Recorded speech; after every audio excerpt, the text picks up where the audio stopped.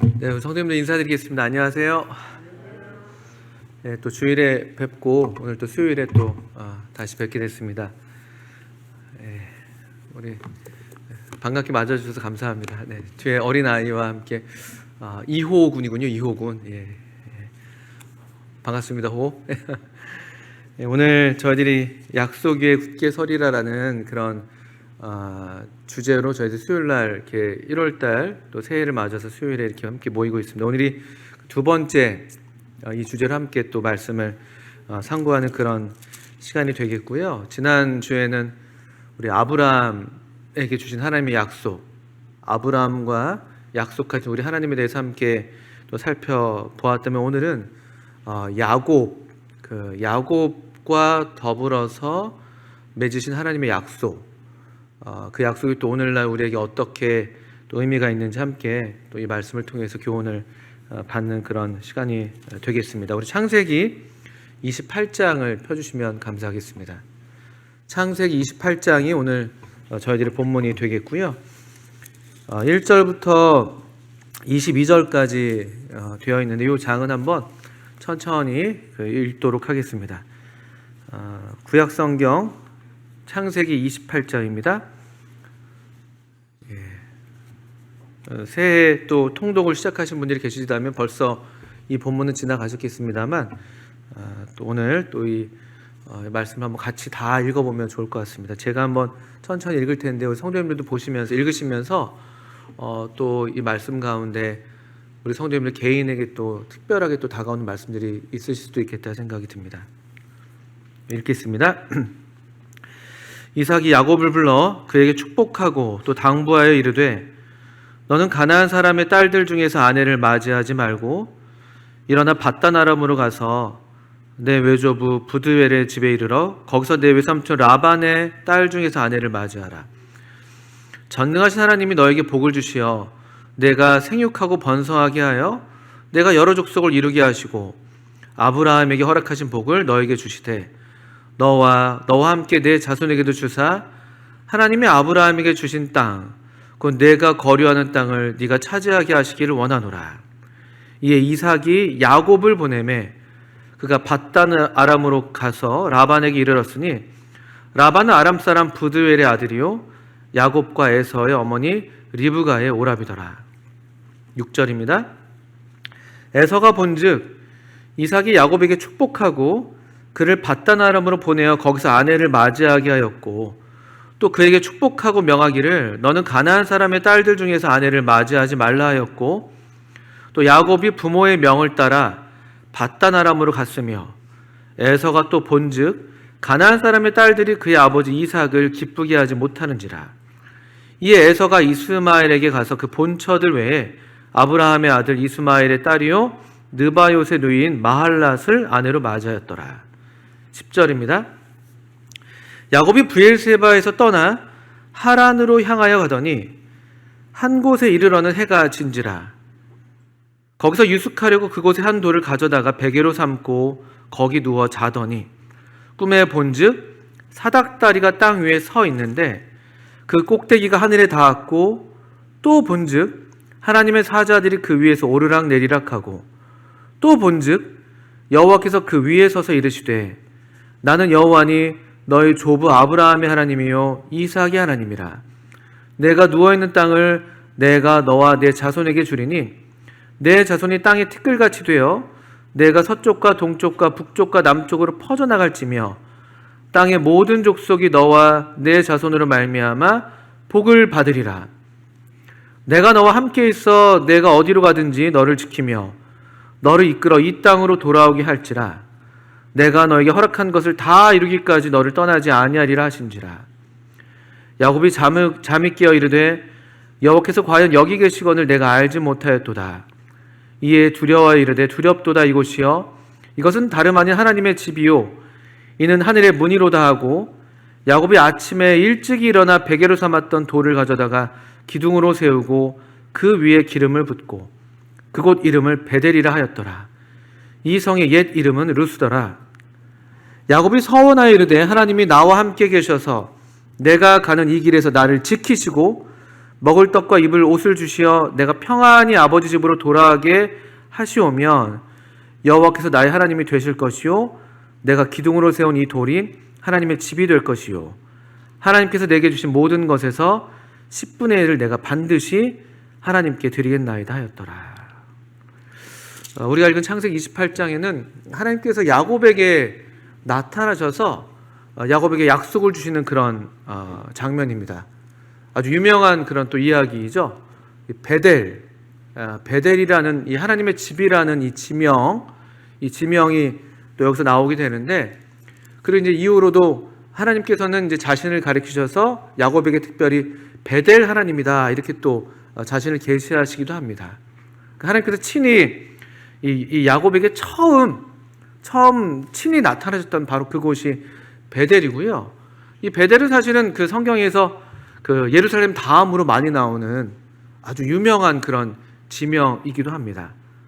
또 왕국 시대에 가서는 이제 북왕국에서 이 베델에 또 이렇게 제단을 또 만들어서 거기서 또 하나님을 제사하게 하는 그런 하나님께서 아주 기뻐하시는 일은 아니었지만 어떻든 그런 또 북왕국의 중심지였고, 또 그렇게 중심지가 될 수밖에 없었던 것은 바로 여기에 이스라엘의 조상이라고 할 만한 그 야곱의 이 이야기, 야곱의 이 중요한 이 서원과 또 야곱에게 하나님의 그 약속이 여기 있었기 때문에 아주 중요한 그런 위치를 차지하고 있는 그런 의미가 있는 그런 도성입니다.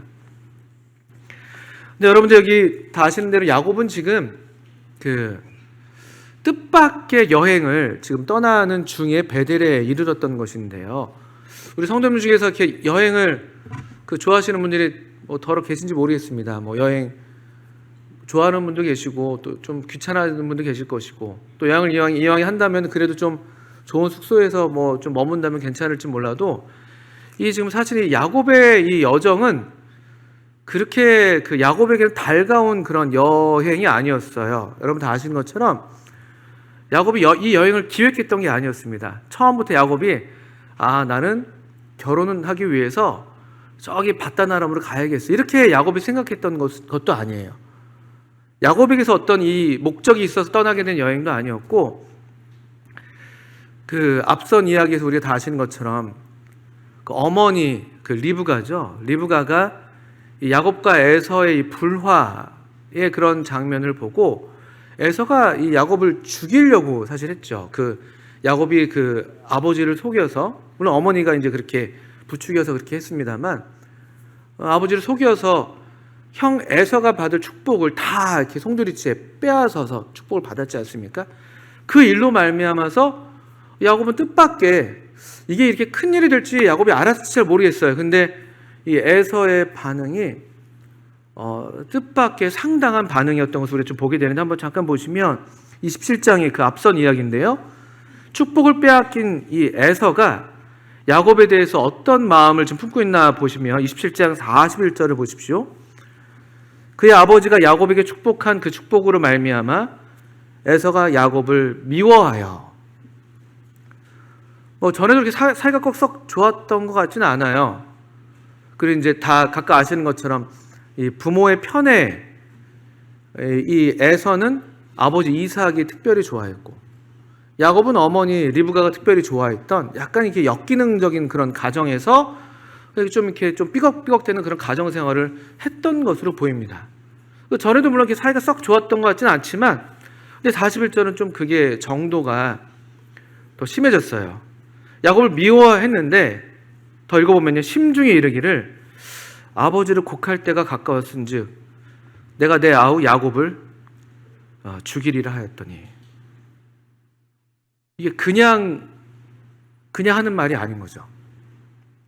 이런 이 형제 간의 어떤 사륙이 전에 없었던 일도 아니거든요. 이거는 지금 그냥 하는 말이 아니에요.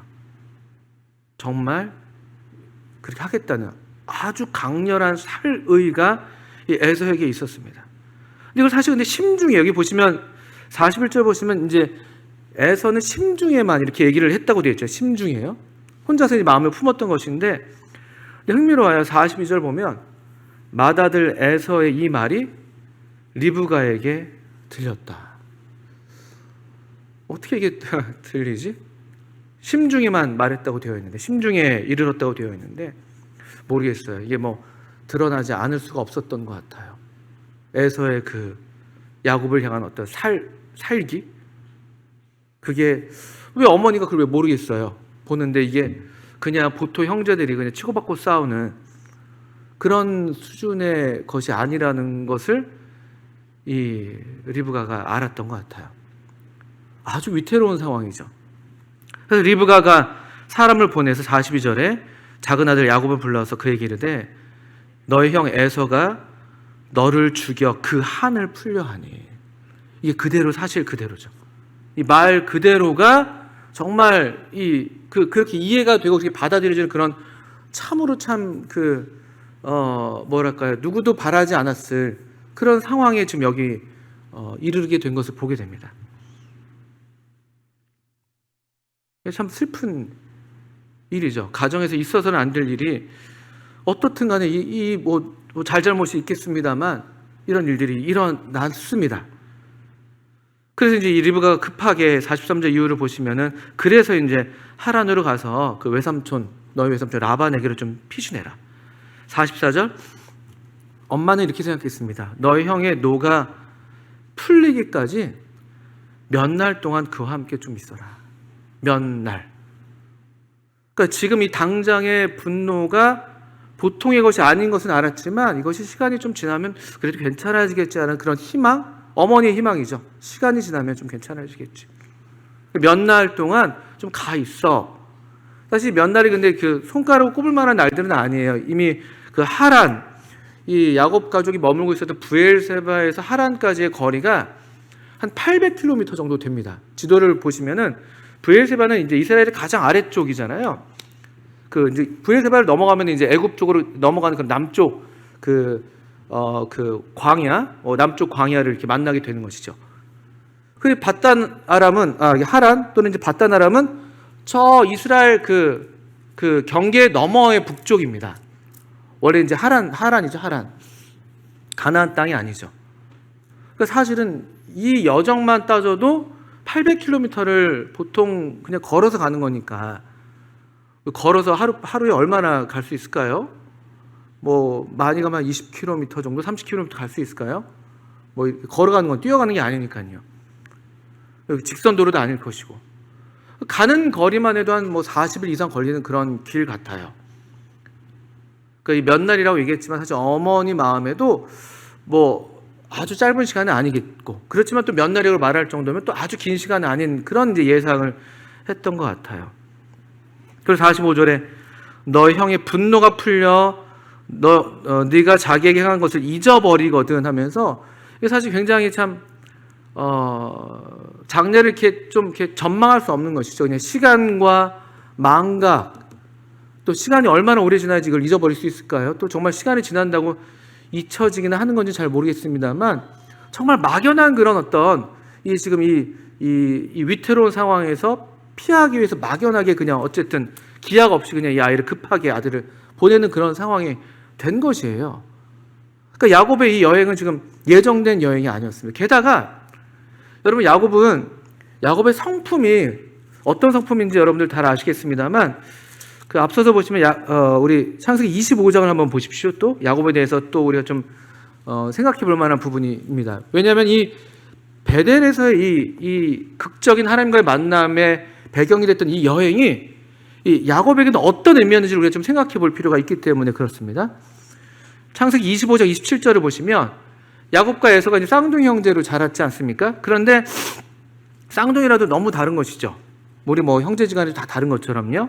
27절 보시면 그 아이들이 장성함에 에서는 익숙한 사냥꾼이었으므로 들 사람이 되고 야곱은 어떤 사람이었다고요? 조용한 사람이었으므로 장막에 거주했다. 그러니까 내향형이죠, 내향형. 야곱이 어떤 어떤 사건들을 보면 굉장히 외향적인 것처럼 보이죠. 막 그 적극적으로 뭔가 날 때부터 그 형의 뒤꿈치를 잡고 태어나기도 하고 장자권을 좀 이렇게 나한테 팔아라 이런 어떤 그 술수를 부리고 뭐 이런 등등을 보게 되면 또 후에도 라반과의 어떤 그런 생활을 보게 되면 뭔가 야곱이 되게 적극적인 면도 분명히 있습니다만, 근데 기본적으로 야곱은 여기 27절을 보신 것처럼 조용한 사람이에요. 그리고 어디에 거주했다고요? 이게 장막에 거주했다. 반면에 에서는 들 사람이었다고 얘기하고 있지 않습니까? 에서는 밖으로 돌아다니는 걸 좋아하는 사람이고, 야곱은 그냥 집에서, 우리 집에도 그 가정에도 그렇지 않습니까? 어디 가자 해도 뭐 누구는 그 집에 있으면 막 빨리 가자고 막 재촉하는 아들이 있는 반면에, 어떤 아이들은 왜 또 나가냐 귀찮게, 이런 그 집안에 다 그런 좀 다른 게 있지 않습니까? 야곱은 그런 사람이었던 거예요. 야곱은 별로 나가는 거 좋아하는 사람이 아니에요. 집에 있는 게 좋은 사람이죠. 아마 형은 이제 사냥하러 들러 나가면 야곱은 그 엄마 리브가랑 이렇게 좀 이렇게 재미있는 시간을 보냈던 것 같아요. 엄마가 특별히 또 편애했으니까. 엄마의 이제 보호와 사랑 아래에서 그냥 집에서 이렇게 머물고 그런 걸 좋아했던 사람이에요. 근데 갑작스레 지금 우리가 읽었던 창세기 28장에서 갑자기 지금 이제 이 먼 길, 800km나 되는 먼 길을 지금 갑자기 떠나가는 그런 여정에 오른 것입니다. 이 여정, 여행, 집을 떠나서 어디 다른 곳으로 가는 이런 어떤 그런 이야기의 구조, 이런 것들은 사실은 많은 이야기에서 나타나는 그런 그 하나의 구조죠. 집에서 뭐 추방당하든지 또는 뭐 이렇게 버림을 당하다든지 해서 타지를 빙빙 돌다가 다시 본향으로 돌아오는 그런 이야기들은 일반적인 우리 옛날 이야기나 또 영웅들의 이야기에서 많이 볼 수 있는 그런 구조인데, 야곱도 이제 그런 어떤 이야기와 유사한 그런 형태를 좀 띠고 있는 것이죠. 그리고 이런 이야기의 구조는 사실 어떤 면에서는 우리 모두의 이야기와 크게 다르지 않습니다. 우리도 어떤 면에서 그냥 우리 일반적으로 또 우리 뭐 다 아시는 것처럼 여행, 뭐 나그네 길, 이게 우리 인생에 대한 그냥 보편적인 흔한 은유 중에 하나잖아요. 우리 인생을 보통 이야기할 때 인생 여행, 삶은 여행이다. 인생은 나그네 길이다. 그런 노래들 부르고. 그러니까 그런 모습이랑 많이 닮아 있어요.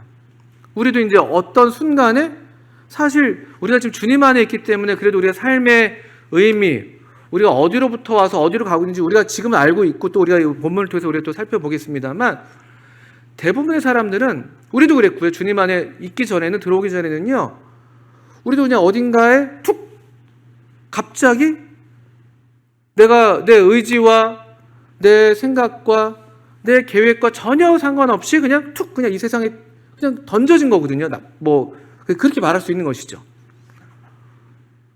가끔 생각하면 되게 신기하지 않습니까? 어떻게 넓은 세상에서 뭐 대한민국만 있습니까? 우리 이 전 세계에 지금 얼마나 수많은 시간이 지금 뭐 하나님 안 믿는 사람들은 뭐 수백만 년, 수억 년 이런 얘기를 하고 있는 판이고, 또 우리가 믿기로는 그냥 성경의 역사를 따져봐도 뭐 몇천 년 역사 가운데 우리가 어느 시점에 어느 지역에 태어나도 하나도 이상한 게 아닌데, 사실 지금 여기 지금 우리가 이 어느 시점에 1900 몇 년도에 2000년대에 태어나신 분들도 계시네요. 몇 년도에 대한민국에 우리 생각과 우리 계획과 상관없이 던져져 있는 것이죠.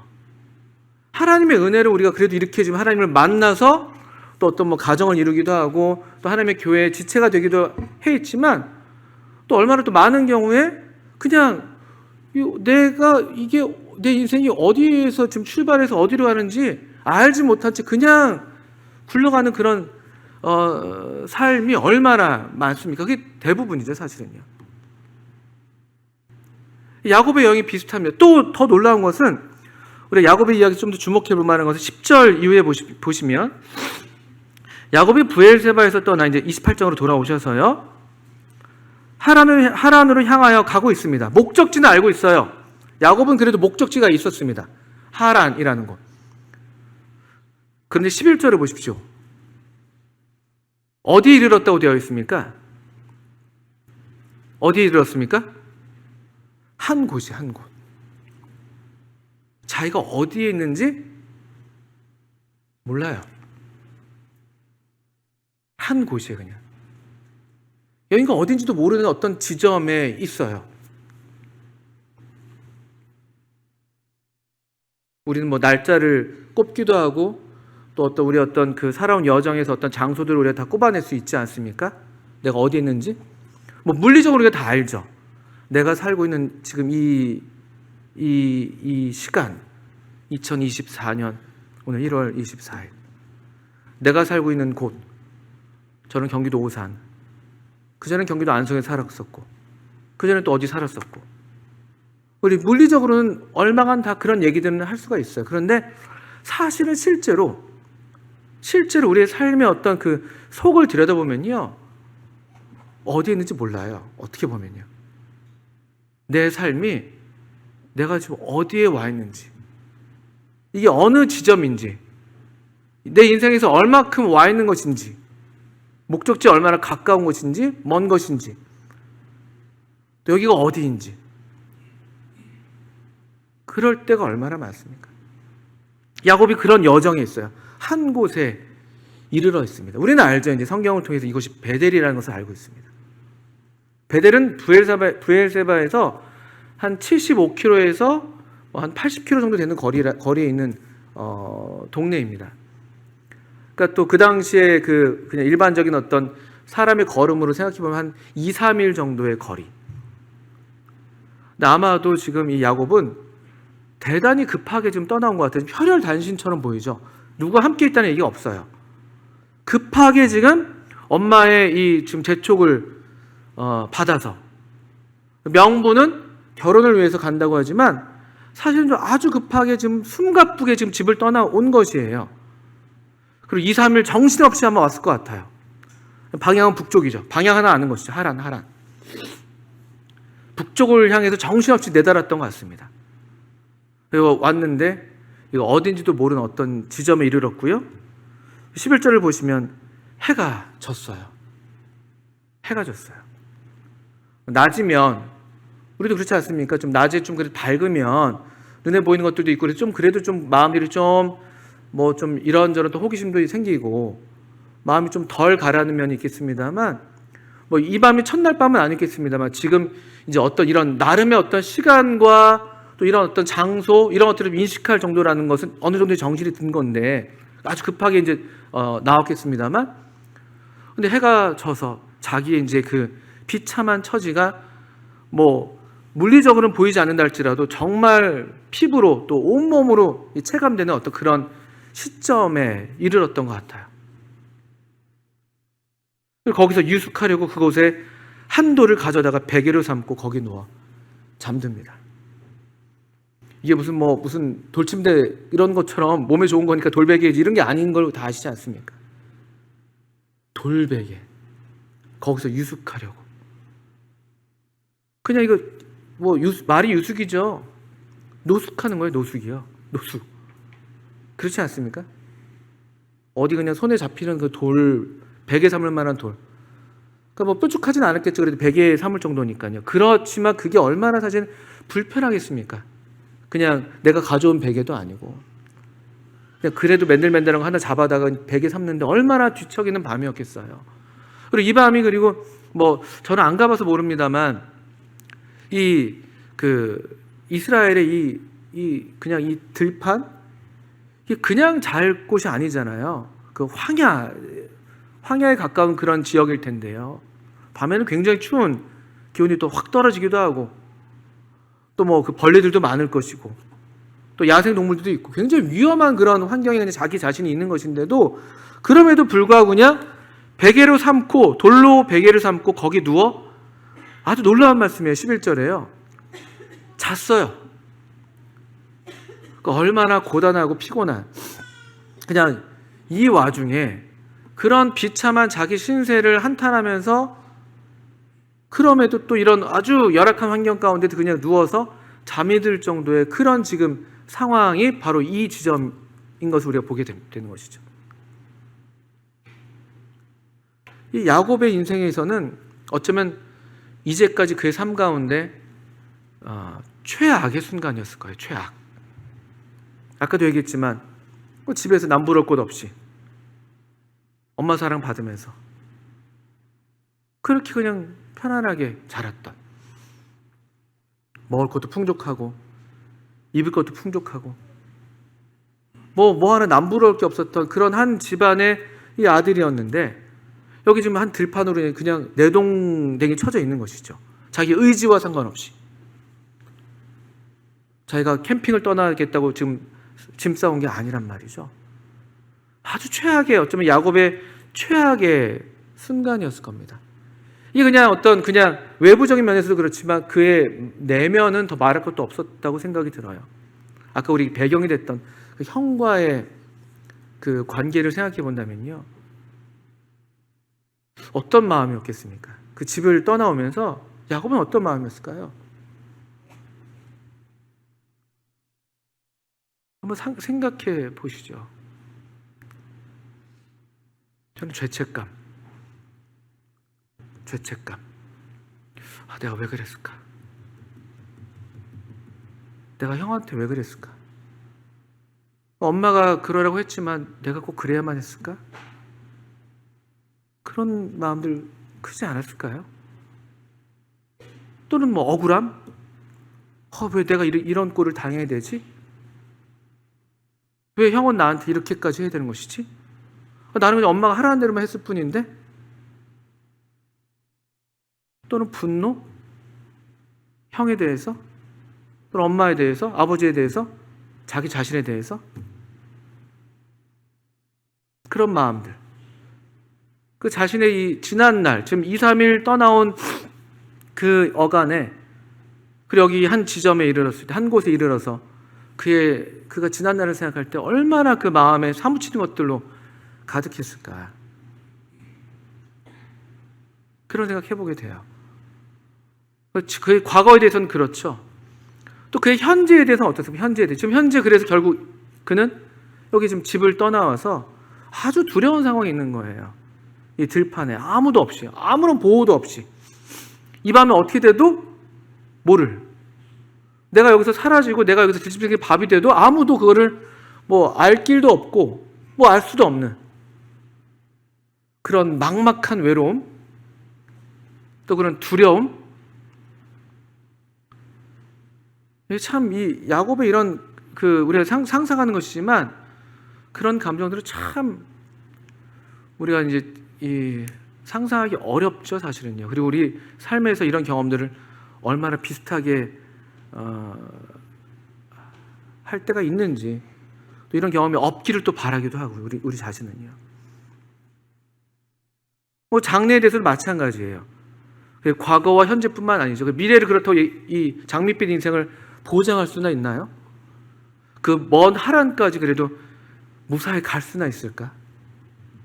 간다 한들, 어머니는 라반 삼촌한테 부탁한다고 했지만, 삼촌한테 가라고 했지만 삼촌이 나를 맞아 주시기는 할까? 갈 수나 있을까? 또 거기서 결혼하라고 했는데 거기서 나 같은 사람을 누가 남편으로, 신랑으로 맞이할 그런 아가씨가 있으려나? 이 알 수 없는 미래에 대한 이 막연한 어떤 이런 또 그런 불안, 최악의 밤이라고 저는 생각해요. 최악의 밤. 어디 이 밤뿐이었겠습니까? 근데 성경에 일단 이 밤이 기록되어 있으니까요. 다행히 이 밤 이후로는 좀 달랐을 것 같긴 합니다만, 최악의 밤이에요. 최악의 밤. 최악의 밤. 우리가 약속의 굳게 서리라는 그런 주제로 지금 우리 수요일에 성경 공부를 시작하고 있는데요. 이 굳게 서기 이전에 이 야곱은 어쩌면 아브라함이나 이삭의 경험과는 다르게, 아브라함은 바랄 수 없는 중에 바라고 믿는 그런 어떤 믿음, 그런 약속을 받아서 그런 믿음을 가졌죠. 무자한 자식이 없는 중에 자식에 대한 약속을 주셨던 것이었죠.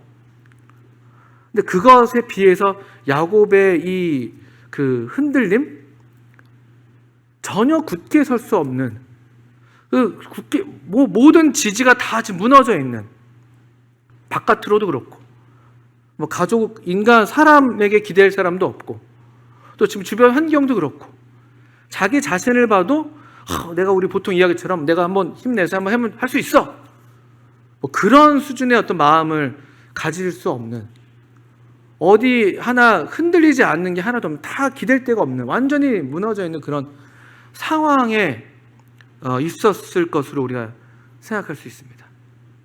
이 한 곳, 28장 11절에 나와 있는 이 한 곳. 한 곳, 또 한 돌. 특정되지가 않아요. 그냥 어느 한 곳이고 어느 한 돌이에요. 그냥 무의미하고 알 수 없고 뭐 아무것도 확신할 수 없는, 그냥 뭔가 특정되지 않는, 그냥 둥둥 떠 있는, 실체가 없는 것 같은 그런 어떠한 지점을 지금 지나고 있는 것을 보게 됩니다.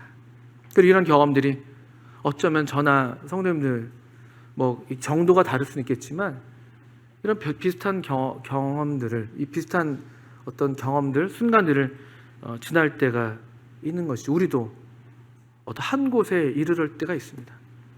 우리도 어디 있는지 모르겠고, 언제 끝날지도 모르겠고, 언제 돌아갈 수 있을지도 모르겠고, 언제 형의 노는 풀릴지도 모르겠고, 또 바라던 그래서 뭔가 또 다른 어떤 좋은 일이 일어날지도 모르겠고, 그냥 어느 한 곳에 이르러서 뭐라도 의지할 게 뭐라도 있을까 하는 그냥 어느 한 돌을 그냥 집어다가 거기에 어쨌든 의탁하고 싶은 뭐라도, 그게 뭐라도 이 한 곳, 한 돌에, 한 곳에 이르러서 한 돌에 의지하는 그런 야곱의 모습을 보면서 또 우리들의 모습을 또 떠올리게 됩니다. 그때 이런 최악의 순간에 우리가 주목할 만한 하나님의 약속이 이때 이제 임하게 되는 것이 참 희한해요. 야곱이 하나님을 몰랐던 것은 아니에요. 아브라함의 하나님, 또 실제로 이제 누굽니까? 그 이삭이 아버지가 이 야곱을 보낼 때 3절 같은데 또 4절 같은데 보시면 전능하신 하나님이 너에게 복을 주시어, 또 4절에 아브라함이 허락하신 복 하면서 아브라함과 이삭의 하나님, 그러니까 그의 아버지와 할아버지 하나님에 대해서 익히 잘 알고 있었잖아요. 이 야곱이 하나님을 모르는 사람은 아니잖아요. 그런데 실제로 야곱이 자기가 직접 하나님을 경험하는, 하나님을 정말 인격적으로 만나는 이때는 참 희한하게 이런 때예요. 이런 때. 이 야곱에게 하나님께서 처음 나타나신 이 사건이 바로 이 28장 여기 10절 이후에 이 사건이거든요. 아무도 없을 때. 아무도 없을 때. 이 우리도 비슷한 경험들 합니다. 그러니까 홀로 있을 때 하나님과 대면할 수 있는 그런 어떤 홀로 있는 어떤 시간 그런 순간들이 우리 모두에게 다 필요하죠. 근데 그게 우리가 원치 않는 그런 어떤 우리가 바라던 순간이 아닌데 그렇게 우리에게 찾아오는 때가 있죠. 우리 야곱과 비슷한 이 경험들을 지날 때 인생의 어떤 우리의 큰 실패를 경험한다든지, 또 내 생각대로 뭐 일이 잘 풀리지 않을 때라든지, 또 야곱처럼 어떤 관계가 정말 이 틀어져서 어찌할 수 없을 때라든지, 뭔가 우리도 이 야곱 같은 그런 순간에 그럴 때 우리가 또 하나님을 만나는 그런 경험들을 하곤 하죠. 그게 또 우리들의 비슷한 경험들이 아니십니까? 그래서 이런 어떤 그 하나님을 만난 그런 간증, 또 그런 경험들이 바로 이런 야곱과 비슷한 경험 가운데 우리에게도 찾아왔던 때가 있을 겁니다. 이 야곱에게 하나님이 처음으로 나타나셔요. 잠들었을 때, 그리고 12절 이후에 보신 것처럼 꿈이에요. 꿈을 통해서 야곱에게 참 특별한 이 환상이 보여지죠. 그 이 본즉 12절에 보시면 꿈의 본즉, 또 본즉, 13절에 또 본즉. 이 희한해요. 잠들었는데 우리의 눈이, 육신의 눈이 감겨 있는데 그럴 때 보이는 그런 어떤 하나님의 어떤 그런 환상, 비전이 있을 수가 있다는 것이죠. 반면에 이 보다라는 이 동사가 흥미롭게도 이 에서의 이야기에도 이게 좀 반복되는 면이 있어요. 우리 6절과 8절에 보시면 에서가 본즉, 에서가 또 본즉. 에서도 봐요. 에서는 눈을 뜬 채로 그 육신의 눈으로 그냥 보이는 대로 봐서 이 부모님을 보고, 또 부모님을 보면서 사람한테 부모님께 이렇게 해야지 내가 부모님께 사랑을 받겠구나 하는 그런 수준의 어떤 그런 시력, 그런 안목만 갖고 있다면요, 야곱은 오히려 눈이 덮여 있죠. 잠들었는데. 근데 그럴 때 오히려 하나님께서 보게 하시는, 이건 사실 야곱이 봤다고 표현되어 있지만 사실은 이거는 자기가 보고 싶어서 보는 게 아니잖아요. 하나님께서 보이시니까 갑자기 꿈을 꾸게 하시고 보게 하시는 그런 장면. 참 희한한 일입니다. 아무리 보려 해도 보지 못할 때가 있는 반면에 우리의 의지와 상관없이 하나님께서 보이시게 하는 그의 육신이 잠들었을 때, 야곱은 얼마나 활동적인, 그가 비록 그 장막에 거하는 걸 좋아하고 또 조용한 사람이었지만 얼마나 활동적인 사람인지 몰라요. 그 내적인 면에서는요.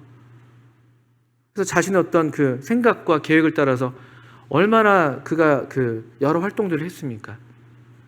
팥죽으로 장자권을 사고, 또 어쨌든 엄마와 함께 이제 그 같은 계획에 공모해서 어쨌든 그가 다 활동했던 것이에요. 그런데 지금 그의 모든 어떤 이 활동력이 다 그냥 가신 채, 육신의 모든 소망이 다 가신 채 잠들었고, 그 눈을 감았을 때 그때 하나님께서 보게 하시는,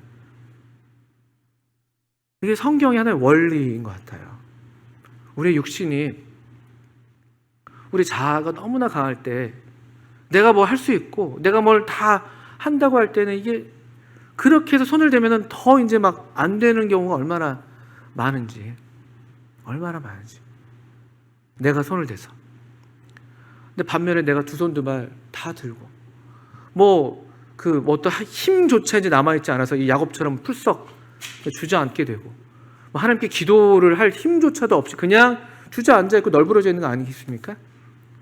근데 그럴 때 도리어 하나님께서 우리의 영안을 밝히시고 우리가 봐야 할 것들을 보게 하시는, 이것도 우리의 영적인 삶의 하나의 원리이기도 합니다.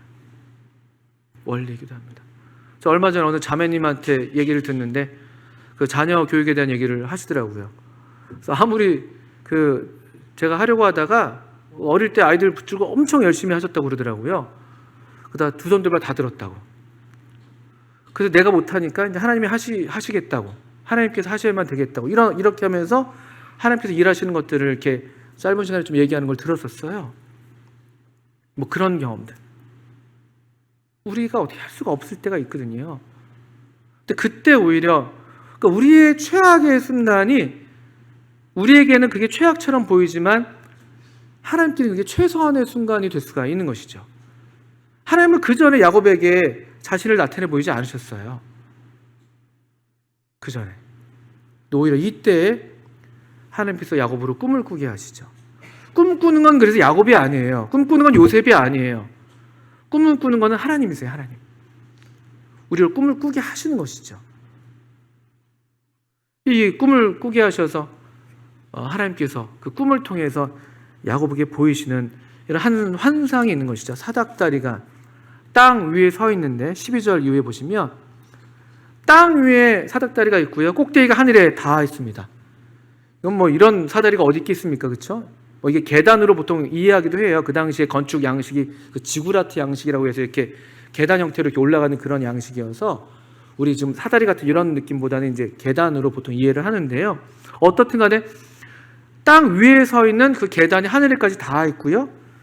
그 다음에 또 봤는데, 꿈에서 보는데 그 사닥다리가, 그 계단이 그냥 계단만 있는 게 아니에요. 하나 그냥 유물처럼 남아있는 게 아니에요. 야곱의 활동은 멈춰 있는데 누가 아주 활발하게 활동하고 있는가 봤더니만 하나님의 사자들이요. 야곱은 힘이 다 했어요. 털썩 주저앉았고 그 거친 들에서도 그냥 잠들 정도로 아주 피곤해 쩔어 있는데 힘이 없어요. 야곱의 힘은 다 했는데 기진해서 이렇게 누워 있는데 여기 그 사닥다리에 하나님의 사자들이 그 위에서 오르락 내리락 하고 있어요. 얼마나 활동적인 모습인지 몰라요. 하나님의 사자들이, 이게 지금 오르락 내리락이잖아요. 올라가서 그냥 멈춰 있는 게 아니잖아요. 아주 뭔가 이렇게 부지런히 왔다 갔다 하고 있는 거예요. 여기 지상에서는 밤이고 고요하고 아무런 활동도 없고 잠들어 있는데 지상의 육신은 다 그냥 잠들어 있는데 우리의 어떤 인간적인 육신적인 어떤 활력은 다 가셔 있는데 하나님은 오르락내리락 해요. 하나님의 사자가 끊이지 않고 쉬지 않고 이 야곱을 위해서 일하시는 이 하나님의 모습 우리가 볼 수 있습니다. 이게 우리한테 소망이에요. 그리고요, 하나님이 일하고 계세요. 이게 우리가 오늘 이 본문을 통해 우리가 받게 되는, 또 믿음으로 우리가 또 이렇게 우리 것을 삼아야 될 그런 진리입니다. 우리가 할 수 있는 게 없을 때가 많잖아요. 우리가 할 수 있는 게 없을 때가. 저도 그럴 때 있습니다. 이렇게도 해보고 저렇게도 해보는데 안 돼요. 제 생각대로 안 되고 제 마음대로 안 돼요. 마음이 그냥 주저앉게 되죠. 그런데 소망할 수 있는 건 무엇이냐면은 하나님의 사자들이 계속 우리 지상에서의 사정을 다 살펴서, 야곱의 사정을 다 살펴서 이 사자들이 계속 야곱 주위를 사실은 둘러서 있는 거 아니겠습니까? 오르락내리락 하는 거예요. 하나님께 야곱의 형편을 이야기하러 올라갈 수도 있겠고, 또 하나님의 뜻을 또 가져다가 또 하나님의 뜻을 따라서 야곱을 돕기 위해서 또 보호하기 위해서 또 내려오기도 하고, 계속 오르락내리락 하는. 실제로 이런 이 천사들의 보호가 이때뿐만 아니라 그 이후에도 있었기 때문에 야곱이 사실은 바단 아람으로 무사히 갔던 거겠죠. 또 야곱이 다시 그 하란에서 돌아올 때 그 마하나임이라는 하나님의 군대를 야곱이 또 만나게 되잖아요. 이 실제로 우리가 눈에 보이진 않지만 하나님의 사자들이 우리를 둘러싸서 우리 개인의 삶에서 또 우리 가정에서 우리 지역교회에서 계속 오르락내리락 하면서 우리를 호위하는 것이죠. 하나님의 사역자로서, 또 하나님의 자녀들을 이렇게 섬기는 그런 부리는 사역자로서 이 사자들이 오르락내리락 하고 있습니다. 13절을 보십시오. 그리고 이 사닥다리 위에 또 봤어요. 야곱이 꿈에서 하나님을 직접 뵙니다. 그리고 그 사실은 그 말씀을 듣게 되는 것인데, 여호와께서 그 위에 서서 이르시되 나는 여호와니 너의 조부 아브라함의 하나님이요 이삭의 하나님이라. 그가 귀로만 들었던 그 하나님, 아버지로부터 들었던 아브라함의 하나님, 그 이삭의 하나님, 그 하나님이 이제 자기 자신에게도 나타나셔서 나의 하나님이 되어 주시는 그런 놀라운 영광스러운 순간을 이 야곱이 맞닥뜨리게 되는 것이에요. 전혀 예기치 않은 순간인데, 자기 최악의 순간인데, 누구도 돌아보지 않는 어떤 밤인데, 아무도 내 마음을 알지 못하는 그런 밤인데, 근데 그때 하나님께서 친히 나타나셔서 바로 그 성경 속에 그 하나님이 나의 하나님이 되는 그런 경험, 그런 신앙 체험을 지금 야곱이 하는 것이죠. 이게 또 우리들의 경험이기도 하지 않습니까? 우리가 귀로만 들어왔던, 그냥 성경에서만 그냥 보고 들어왔던 그 하나님이 어느 날 참 살아계신 하나님, 정말 나의 하나님이 되시는, 내 인생에 관여하시고 내 삶을 인도하신 하나님인 걸 알게 되고, 나를 보호하신 하나님인 걸 알게 되고, 내가 알지 못했지만, 나는 최악이라고 생각했지만 여전히 거기에서도 일하고 계셨던 하나님이라는 걸 알게 되는 그런 순간들, 우리가 그런 경험들을 해왔기 때문에, 계속 하나님을 크고 작든 간에 해왔기 때문에 하나님을 믿는 그런 믿음 가운데 지금까지도 살아오신 것 아니겠습니까? 야곱이 그렇게 지금 하나님을 만나게 돼요. 그리고 15절에 이게 야곱이 받았던 그 약속인데요, 특별히 야곱 개인에게 주신 약속이죠. 내가 너와 함께 있어 네가 어디로 가든지 너를 지키며 너를 이끌어 이 땅으로 돌아오게 할지라. 내가 너에게 허락한 것을 다 이루기까지 너를 떠나지 아니하리라 하신지라. 야곱 개인에게 주신 이 하나님의 약속이에요. 세 가지 약속을 볼 수가 있죠. 내가 너와 함께 있겠다. 함께 있겠다. 한 번도 이 약속을 하시기 전에도 그랬거니와 이후에도 그러시겠지만 사실은 한 번도 하나님은 야곱을 떠나시는 적이 없습니다. 마찬가지로 한순간도 우리를 떠나시는 적이 없어요. 이 임재 또는 동행의 약속이죠. 야곱에게만 주신 약속은 아니에요. 우리 모두에게 주신 약속이죠. 우리 하나님, 임마누엘의 하나님, 임마누엘의 하나님, 우리와 함께 하신 하나님. 근데 한순간도요, 한순간도 야곱에게 이건 얼마나 큰 위로가 되는, 이 밤에는 더더군다나 내가 너랑 함께 있다. 여기 아무도 주위에 없는데, 그 의지했던 모든 사람들이 한 명도 없는데 여전히 내가 너 함께 있다. 친히 나타내 보이시면서. 두 번째는 네가 어디로 가든지 너를 지키겠다. 두 번째 약속은 같이 다 이어지는 약속이 되겠습니다만 보호의 약속이죠. 보호. 우리를 지키신다. 지키신다. 얼마나 안심이 되는 일이에요. 얼마나 안심이 되는 그런 약속입니까? 우리가 두려울 때가 얼마나 많아요. 두려울 때가. 그 두려움 때문에 우리가 어떤 한 발짝을 못 댈 때가 많잖아요. 그 두려움이 또 우리의 자존심과 맞물려서 또 그럴 때도 많고요. 저를 보면. 그런데 지키시겠다는 거예요. 우리로 상함을 당하지 않게. 또 상하는 것처럼 보인다 할지라도 그러나 그렇지 않다는, 그렇지 않을 거라는 그런 약속. 이 보호의 약속이 야곱에게도 있고 우리에게도 있습니다. 성경 전체에서 이런 약속들은 우리가 계속 보게 되는 것이죠. 그리고 세 번째로는 너를 이끌어 이 땅으로 돌아오게 할지라. 이끄시는 하나님 또는 하나님의 인도하심. 첫 번째는 하나님의 임재 또는 동행, 두 번째는 하나님의 보호, 세 번째는 하나님의 인도. 우리가 믿는 하나님이 우리에게 이렇게 약속하시는 하나님이십니다. 야곱에게 친히 나타나셔서 그렇게 자신을 계시하시고 이런 약속을 주셨고요.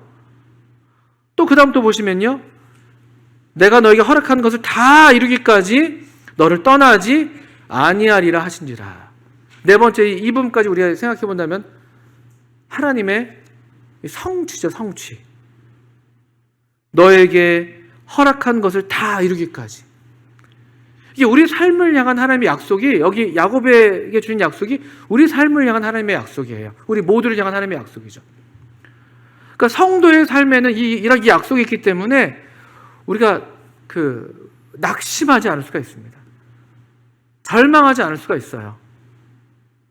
이걸 우리가 믿는다면요, 하나님이 나와 함께 하신다. 하나님 나를 지키신다. 하나님 나를 인도하신다. 그리고 하나님이 성취하신다. 그러니까 우리의 삶이 이 약속이 이루기 전까지는요, 하나님이 보호하심의 보호 가운데 있다고 우리가 믿을 수가 있는 것입니다. 하나님의 정하신 약속의 범위 안에 우리의 삶이 있는 것이에요. 그러니까 죽을 때까지 이 하나님이 우리 하나님이 되시는 것이죠. 내가 백발이 될 때에도 나를 떠나지 않으시는 하나님. 내가 어릴 적부터 내 의지가 되셨던 하나님, 야곱에게 그랬던 것처럼 또 내가 백발이 될 때까지도 나를 떠나지 않으시는, 내가 의지할 하나님. 얼마나 놀라운 약속이 우리에게 주어져 있습니까?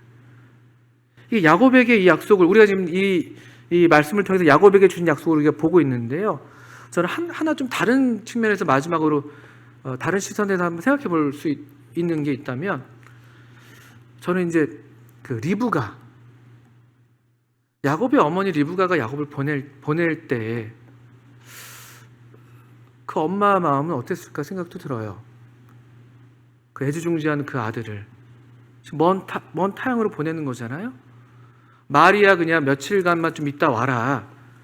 그리고 형의 분노가 풀리면 돌아와라. 이렇게 얘기하고 있지만 사실은 이 리브가의 그 마음은 이거 보통 마음이 아니었지 않겠습니까?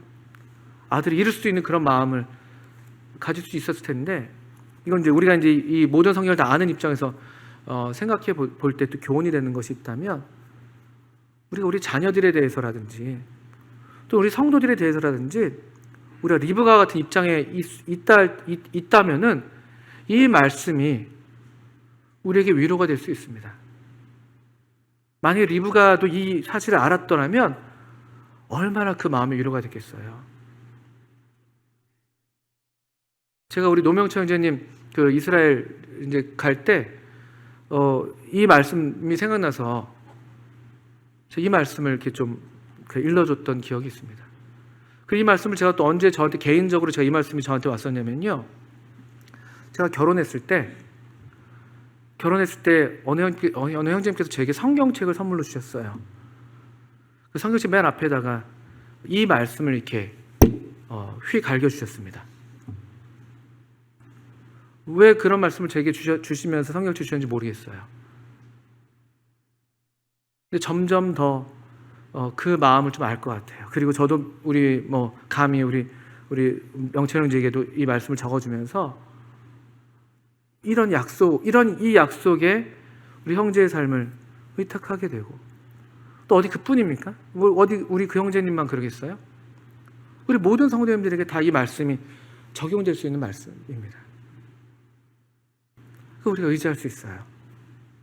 우리 개인의 삶에도 그렇고, 우리 자녀들의 삶에 대해서도 그렇고, 때로 우리가 볼 때 너무나 위태롭고 정말 이 야곱처럼 정말 저 황량한 이 황야 가운데 홀로 있어 보이는 그런 우리 자신일 수도 있고 누군가가 될 수도 있지 않습니까? 그럴 때 우리 힘이 가다할 수도 없고 내 힘으로 어찌할 수 없는 그런 때가 있단 말이죠. 그럴 때 이 말씀을 우리가 의지할 수 있습니다. 의지할 수 있습니다. 하나님이 함께 하신다. 오히려 하나님이 더 놀랍게 만나주실 거야. 더 놀랍게 만나주실 거야. 내 생각과 내 계획과 내 시간과 다르다 할지라도 하나님은 절대로 실패하지 않으셔. 하나님 함께 하시고 지키실 것이고 다시 인도하실 것이고 또 이루실 것이고, 그래서 하나님께서 영광을 받으시는 그런 분이시라는 그런 믿음 우리 모두가 가질 수 있습니다. 야곱이 놀랍게도 이 베델에서 어느 한 곳이었던 그곳이 이제 베델이 되는 것이죠. 19절에 보시면 그곳 이름을 베델이라 하였더라. 그냥 어느 한 돌이었던 그 돌이 그냥 돌이 아니라 이제는 하나님의 집에 기둥이 되는, 22절에 보시면 내가 기둥으로 세운 이 돌, 결코 헛되지 않는 것이죠. 내가 알지 못한 어느 지점이지만 그것이 돌아봤을 때 거기가 베델일 것이고, 내가 그때 하나 그냥 주었던 그 돌멩이가 그때는 그게 뭔지 몰랐지만 그러나 그것이 하나님의 집에 기둥이 되는, 그래서 우리도 지금까지 이 하나님의 기둥에 의지해서 이 돌 베개를 베고 잠들었던 그 밤들이 있었지만, 그러나 그것이 이제 넉넉히 우리가 기댈 수 있는 하나님의 기둥이 되고 거기 하나님의 영광이 깃들어 있고, 또 우리의 작은 삶을 통해서도 하나님께서 하나님의 영광을 드러내는 그런 간증이 서려 있는 그런 지점들, 그런 순간들이 또 우리에게 계속 찾아올 것이고, 우리 모든 삶의 순간들을 통해서 하나님께서 영광을 받게 되시기를 바랍니다. 함께 기도하고 마치겠습니다.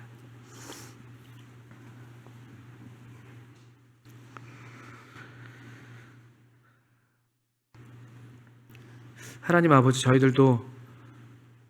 저희들이 다 이해할 수 없는, 또 우리가 어디에 있는지 알지 못하는 그런 지점들을 지날 때가 있습니다. 또 우리의 생각이나 우리의 계획이나 또 우리의 능력으로 어찌할 수 없는 그런 인생의 순간들을 만나게 되고, 또 우리가 어찌할 수 없는 지난 날과 또 여전히 두렵고 또 막막하기만 한 오늘과 또 내일 앞에서 저희들이 아무것도 할 수 없을 때 도리어 그때 하나님께서 친히 우리에게 나타나시고 또 역사하시는 그런 순간이 될 수 있다는 소망을 말씀을 통해서 주셔서 감사합니다. 주님, 우리 모든 성도님들을 도우시고 야곱에게 주신 이 약속이 우리 모두를 향하신 약속이 되게 하셔서 우리 삶을 향하신 하나님의 선하신 뜻을 저희로 계속해서 의지하게 하시고 또 우리 자신에게 뿐만 아니라 우리의 가족에게나 우리 성도들에게도 이 약속을 의지해서 주님의 선하신 이 뜻 가운데 내가 맡기는 또 그래서 소망을 품는 저희들 되게 해주시기를 기도합니다. 우리 모두의 삶 가운데 주님이 역사하셔서 주님의 약속을 이루시고 또 주님께서 우리 삶을 통해서 영광 받으시기를 원합니다. 예수님의 이름으로 하나님 아버지께 기도합니다. 아멘.